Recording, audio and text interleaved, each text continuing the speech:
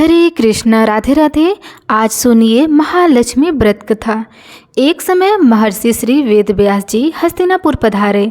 उनका आगमन सुनकर महाराज धृष्टराज उनको आदर सहित राजमहल में लेकर आए। स्वर्ण सिंहासन पर विराजमान करके चरणोदक लेकर उनका पूजन किया।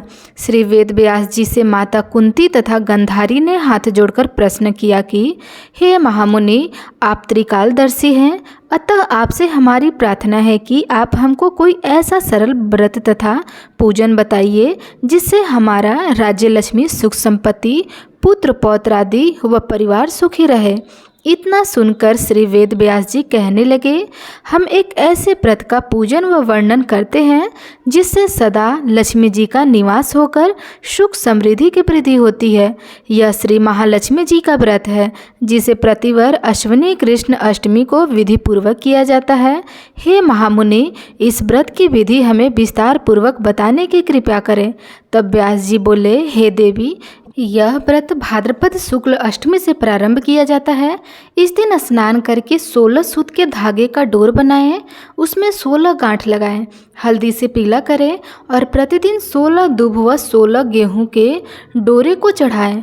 अश्विनी कुंवार कृष्ण अष्टमी के दिन उपवास रह करके मिट्टी के हाथी पर श्री महालक्ष्मी जी की प्रतिमा स्थापित करके विधि पूर्वक पूजन करें। इस प्रकार श्रद्धा भक्ति सहित महालक्ष्मी जी का व्रत पूजन करने से आप लोगों की राज्य लक्ष्मी में सदा अभिवृद्धि होती रहेगी। इस प्रकार व्रत का विधान बताकर श्री वेद व्यास जी अपने आश्रम को प्रस्थान हो गए। इधर समय अनुसार भाद्रपद शुक्ल अष्टमी से गंधारी तथा कुंती अपने अपने महलों में नगर की स्त्रियों सहित व्रत का आरंभ करने लगी। इस प्रकार 15 दिन बीत गए। 16वें दिन अश्विनी कृष्ण अष्टमी के दिन गंधारी ने नगर की सभी प्रतिष्ठित महिलाओं को पूजन के लिए अपने महल में बुला लिया।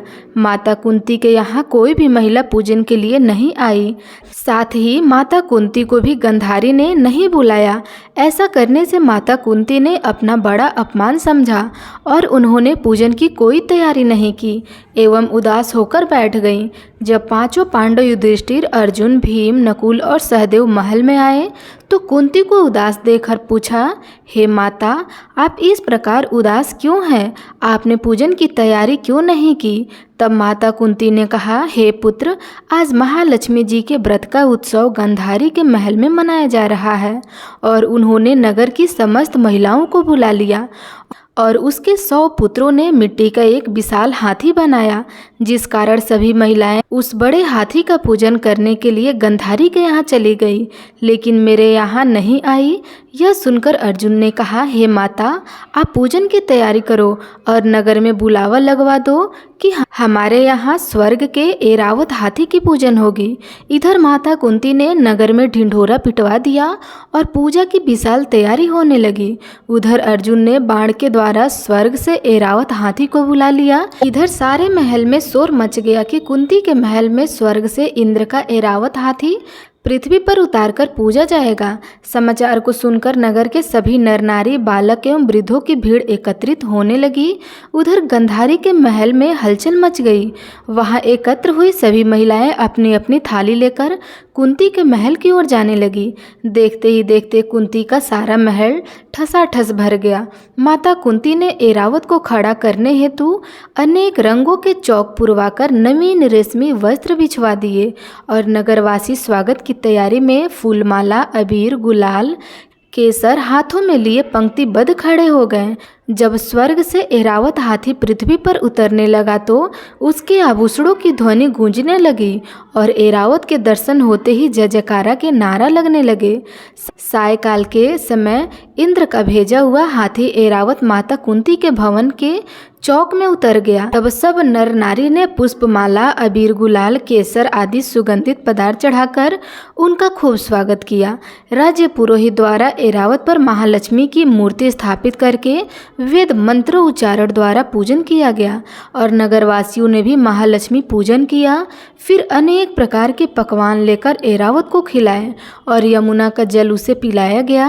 राज्य पुरोहित द्वारा स्वास्तिक वाचन करके महिलाओं द्वारा महालक्ष्मी का पूजन कराया गया। 16 गांठों वाला डोरा लक्ष्मी जी को चढ़ाकर अपने अपने हाथों में बांध लिया। ब्राह्मणों को भोजन कराया गया। दक्षिणा के रूप में स्वर्ण आभूषण, वस्त्र आदि दिए गए। तत्पश्चात महिलाओं ने मिलकर मधुर संगीत लहरियों के साथ भजन कीर्तन कर संपूर्ण रात्रि महालक्ष्मी व्रत का जागरण किया और दूसरे दिन प्रातःकाल राज्य पुरोहित द्वारा वेद मंत्रोच्चारण के साथ जलाशय में महालक्ष्मी जी की मूर्ति का विसर्जन किया गया। फिर एरावत को विदा करके इंद्रलोक को भेज दिया गया। इस प्रकार जो भी स्त्री श्री महालक्ष्मी जी का विधि पूर्वक व्रत एवं पूजन करती है, उनके घर धन धान्य से पूर्ण रहते हैं तथा उनके घर में महालक्ष्मी जी सदा निवास करती हैं। इस हेतु महालक्ष्मी जी की यह स्तुति अवश्य बोले। महालक्ष्मी नमस्तुभ्यं नमस्तुभ्यं सुरेश्वरी, हरि प्रिय नमस्तुभ्यं नमस्तुभ्यं दयानिधे। प्रेम से बोलिए महालक्ष्मी माता की जय।